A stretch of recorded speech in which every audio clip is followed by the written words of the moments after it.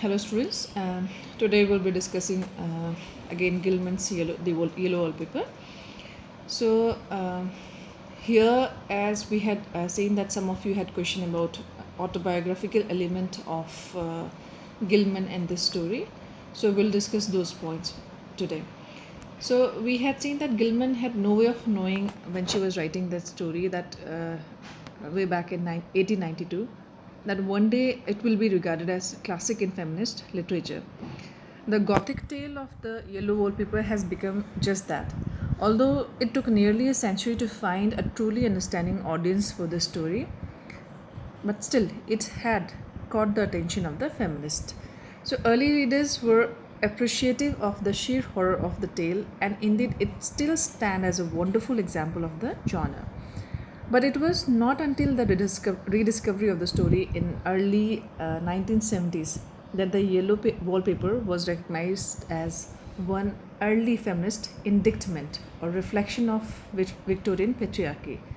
So this story contains many typical Gothic trappings, but beneath the conventional facade or the surface look lies a tale of repression and freedom told in intricate symbolism as seen through the eyes of the mad narrator. So it is difficult to discuss the meaning in this story without first examining the author's own personal experience. As we said, that whether it has got the autobiographical element or not, so that is what we are going to discuss here first. So the yellow wallpaper gives an account of a woman driven to madness as a result of the Victorian rest cure, a once frequently prescribed period of inactivity thought to cure hysteria and nervous condition in women. So this is the condition that we see initially, that she is in a rest cure or she is in a rest period which is not supposed to do the work. The narrator is not supposed to do any work. As Gary Scharnhorst points out, this treatment originated with Dr. Weir Mitchell, who personally prescribed this cure to Gilman herself. So she was in fact driven to near madness and later claimed to have written the yellow wallpaper to protest this treatment of women like herself, and specifically to address Dr. Weir Mitchell with the propaganda piece. So later a copy of the story was actually sent to Mitchell, and although he never replied to Gilman personally, but he is said to have confessed to a friend that he had changed his treatment of hysterics after reading this story. So this was the impact of the story on a psychiatrist. So when we move further, although the autobiographical aspect of the yellow paper are compelling, it is the symbolism and the underlying feminist connotations or nuances that lead best to discussion. So first is John, the narrator's husband. He could be viewed as the patriarchy itself, as Beverly Hume says, with his dismal of all but the tangible and his constant condensation to his wife. But some critics have viewed his character as new caricature. Many of the passages concerning the husband can be interpreted as containing sarcasm, a great many contain irony, and several border on parody. So it is true that the husband's language is exaggerated at times, but dismissing the husband's character as a caricature seems somewhat extreme. So we just can't roll him down as circle him down as a caricature, because he is instead the natural complement of the narrator's madness and controlled fancy. So the character of John is controlled insanity as defined by Victorian culture, and is therefore the narrator's opposite.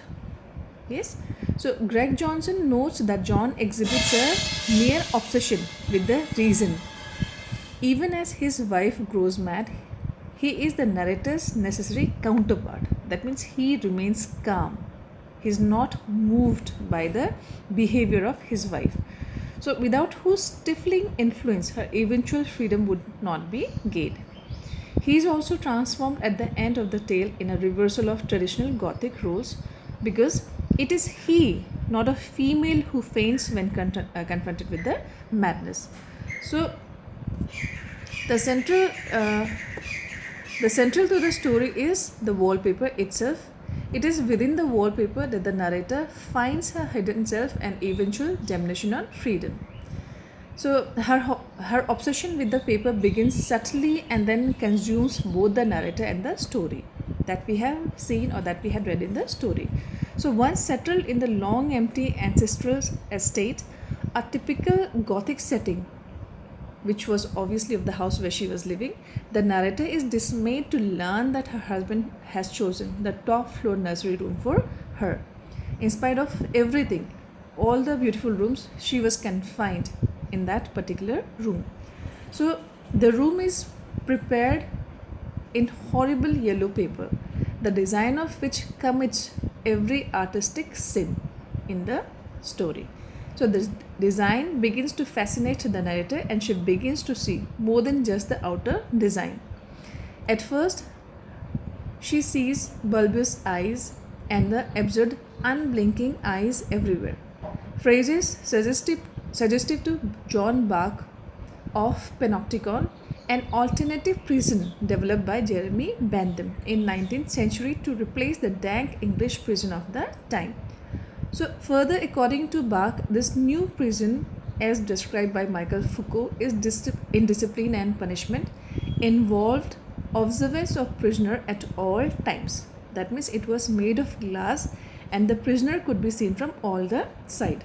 Such was the Panopticon, which was suggested by or discussed by Jeremy Bentham. So this all-seeing prison symbolism is echoed according to Bach in the narrator's observation of gates that lock and the constant surveillance of John and the housekeeper Jenny. That means she is being seen, viewed. She is under the surveillance of her husband and Jenny. So Bach goes on to suggest that the nursery room with its barred windows and rings in the wall was designed for the restraint of mental patients. But other critics assert that these were in fact common safety precautions used in Victorian nurseries and that such interpretations are extreme. So the wallpaper gradually consumes the narrator's being, excuse me, offering up more complex images as time passes. She first notices a different colored sub-pattern of a figure beneath the front design. This figure is eventually seen as a woman who creeps and shakes the outer pattern, now seen to the narrator as bars. Now, moving on next, Gary Scharnhorst says that his woman figure or this woman figure becomes essentially the narrator's doppelganger or double, trapped behind the bars of her role in the patriarchy. Excuse me. As the story progresses, the narrator identifies more and more with the figure in the wallpaper until in one of the most controversial statements in the entire text, she refers to herself in the third person.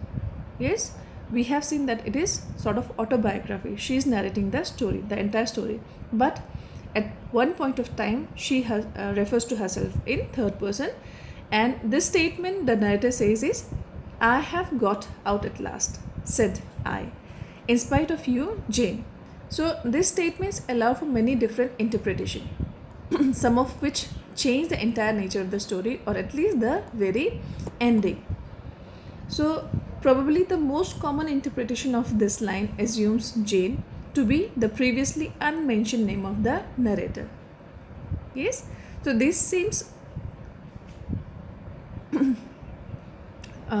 by far the simplest and most reasonable explanation, but this brief statement has produced some wild theories ranging in scope from misprints of name Jenny or Julia to a deliberate connection to Jane Eyre. So the interpretation of these features are variation of a theme.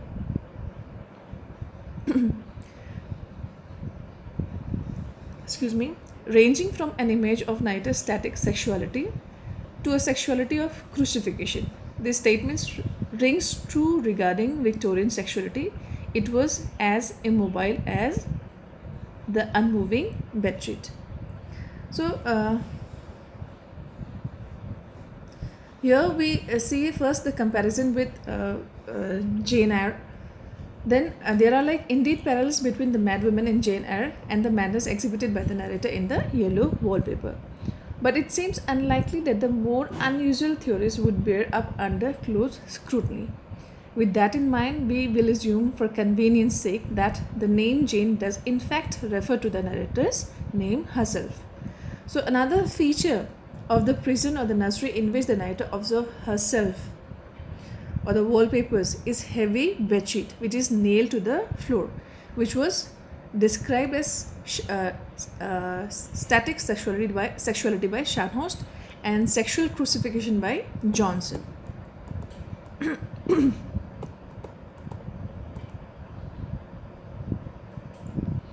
So a Victorian wife belonged to her husband and her body was his to do with whatever he pleased. So Victorian women were counseled that conjugal relation were a woman's duty simply to be born until a sufficient number of children arrived, and it was no longer necessary. So in this context, the image of the nailed down bed becomes perhaps the most understandable symbol in the entire story. So what of the narrator herself and her madness? An interesting way to view her action can be seen in the words of Greg Johnson, where he says, as an expression of long suppressed rage. Johnson goes on to suggest that the narrator's madness may in fact be temporary, as the author's own breakdown was in real life. The narrator is presented as an artist and a writer, and it is through her writing, Johnson says, that her suppressed rage becomes apparent. There is further justification in believing her madness to be temporary. After the narrator becomes free or becomes the creeping woman in the paper, she says, I suppose I shall have to get back behind the pattern when it comes night, and that is hard. So by this, since the narrator had seen the pattern as bars with a creeping figure behind them, perhaps this statement may allude to an eventual return to a social norm of behavior. Jane, the narrator, may get back behind the bars of Victorian womanhood, but that is hard. So there is also the interesting connection between the mad narrator of the yellow paper and the character of Bertha Mason, the mad woman in the attic in Charlotte Bronte's Jane Eyre. Almost all writings on the story have alluded to this connection. Some discuss it at length. Perhaps the comparison is inevitable, as Bertha is probably the most well-known example of a Gothic madwoman. Now, when viewed as a polarized or split identity, the link between Jane Eyre, Bertha Mason, and narrator Jane and wallpaper figure is quite clear. So the first in both pair is the conventional self, the rational self, and the second is the raging and uncontrolled mad woman. So this was observed by Owens. Now Greg Johnson says it is the anger, the boiling rage of these alter egos that results in eventual triumph over their patriarchal influences. By reading the yellow wallpaper in this light, we can view the story as an interaction between the narrator and the shadow self. So there is another similarity between Bertha and the narrator of our tale. They both creep or crawl about on all fours. So this may be an identification with animal behavior or a way to explain that both characters have lost touch with civilization or the patriarchy. So however as King and Morrison add, it may simply be an expression of the narrator's self-suppression, a suppression carried to the point of regression. So the narrator ends the story sleeping most of the day and creeping around a nursery room like an infant. So the question of the narrator's fate still remains. Is she truly an unreliable narrator, sinking steadily into irretrievable madness, or is she exhibiting the only sane response to an insane world order? Does she find doom in her madness or triumph and freedom at last? So the story cannot be viewed in purely supernatural terms, with a real phantom behind the wallpaper. Thus, we can say the narrator's madness is undeniable. However, as both Johnson and King and Morris point out, it is this response which grants her freedom in the end. Now, it is her rebellion which is her redemption. And even if her conventional self is completely obliterated, her survival is assured by the survival of her writing, her text. So, as we read the story, the narrator reads the wallpaper and she sees it in her own suppressed self. So, when the narrator destroys the wallpapers and pulls it down in the end, it might be symbolic of the destruction of her other self. So, in fact, it is significant that the entire story revolves around the wallpaper, which would be considered by many to be merely feminine perkiness or like playfulness, or we can say that madness. So, Greg Johnson recounts a story in Gilman Gothic allegory, Rage and Redemption, in the Yellow Paper, about Emily Dickinson's mother. In the story, the pregnant woman had requested that the wallpaper be changed in her room. When denied the change by her husband, the woman secretly arranged the repapering herself, her only recorded act of wifely defiance. Can you imagine? That was the defiance. That means she had changed the wallpaper by her own self, out of her own will, without consenting with her husband. So the Victorian wife had so little control over her own life that it was through this frivolities such as clothing and even wallpaper that these women exercise their autonomy. They used to believe that it is a great task accomplished by them, right? So it seems significant, therefore, that the narrator's madness is expressed through the chiefly feminine symbol of wallpaper.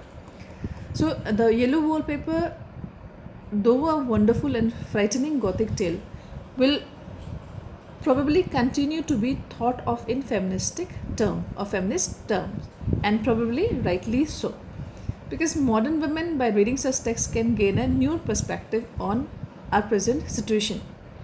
We can also learn to avoid past pitfalls, and by reading of and understanding the madness in the Yellow Paper, we can perhaps prevent such psychic horror in the future. So that was today's lecture. Hope you all understood it. Thank you.